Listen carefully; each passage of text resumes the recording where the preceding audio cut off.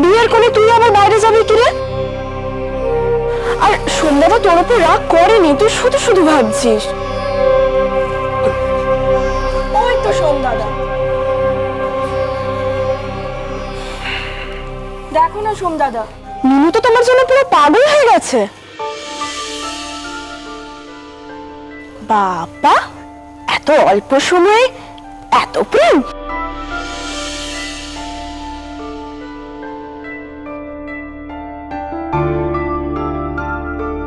তোমার কি খুব কষ্ট হচ্ছে? সত্যি ঘরটা খুব গরম, একটা স্ট্যান্ড ফ্যান নিতে বলি? আসলে আমার একটু সাফোকেশন হচ্ছিল। হ্যাঁ, ঘরটা তো খুব গরম।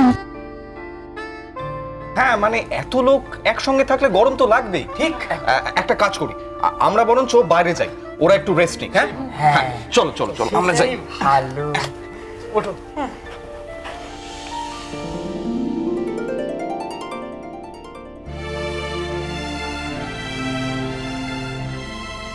আমিও কি বেরিয়ে যাব সোমদাদা?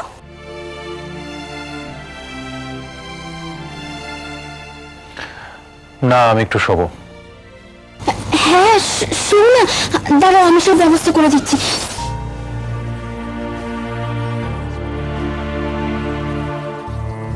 এই যে, তুমি শো।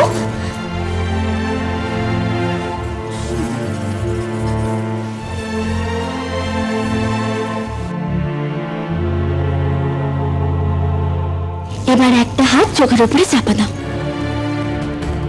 তাও খুব আরাম পাবে।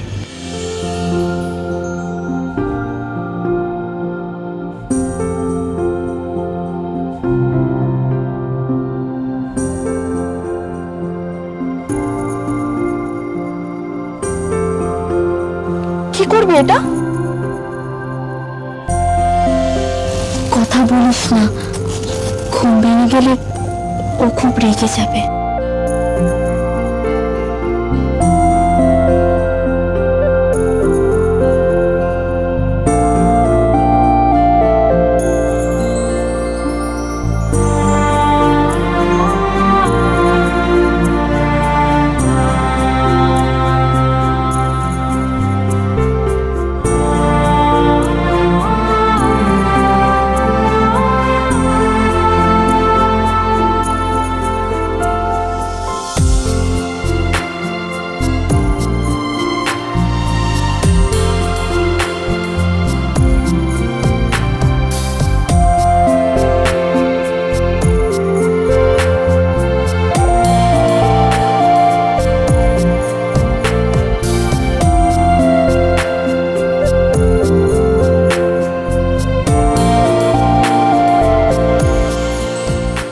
আজ থেকে মিনু আমার, ওর সমস্ত দায়িত্ব আমার। এই পবিত্র আগুনকে সাক্ষী রেখে বলছি, ওর কোনো ক্ষতি আমি হতে দেব না। প্রাণ থাকতে কোনো বিপদ ওকে ছুঁতে পারবে না।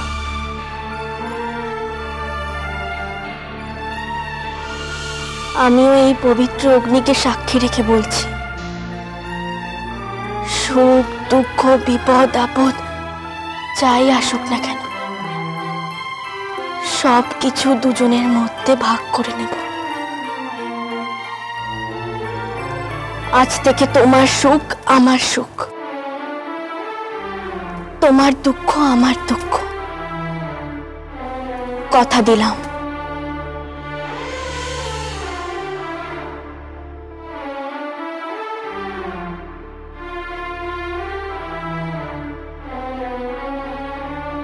আমার ভালো লাগবে না, আমি ঠিক আছি, এখন আর এত গরম লাগছে না। মিনু, তোর বর তোকে খাটাতে চাইছে না। বাবা, তোরা দুজন সারা রাত ওই কর, আমি বরং ঘুমালাম।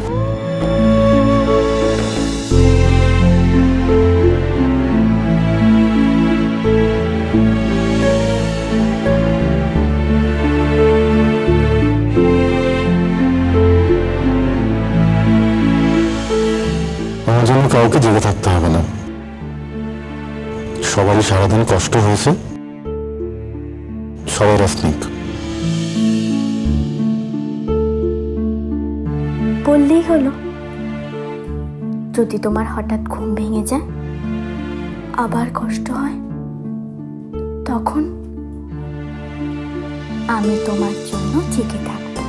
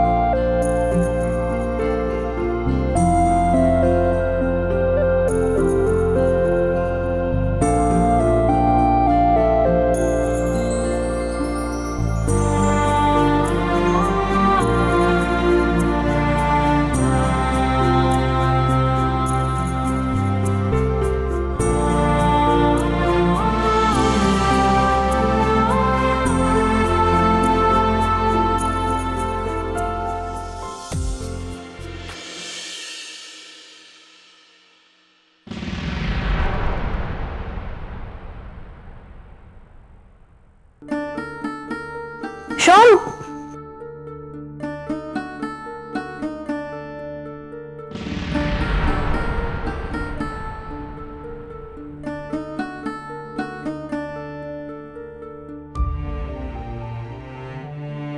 এবার তো আমরা সবাই বাড়ি যাবো নাকি?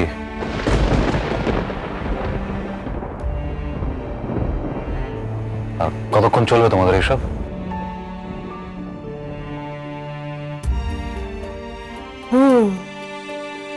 এতক্ষণ তো ভালোই ঘুমাচ্ছিলে। আমি যাই ডাকলাম অমনি বাড়ি যাওয়ার তারা।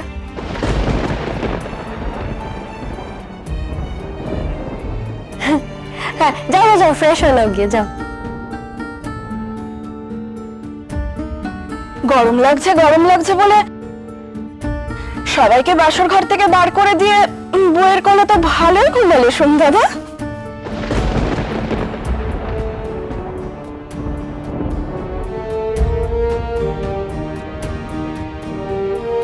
তুমি শুধু আমাকে কথা দাও যে মিনু কখনো তোমার স্ত্রীর মর্যাদা পাবে না, তুমি কখনো ওকে তোমার হতে দেবে না, কখনো ওকে টাচ করবে না। আমাকে শুধু এটা কথা দাও।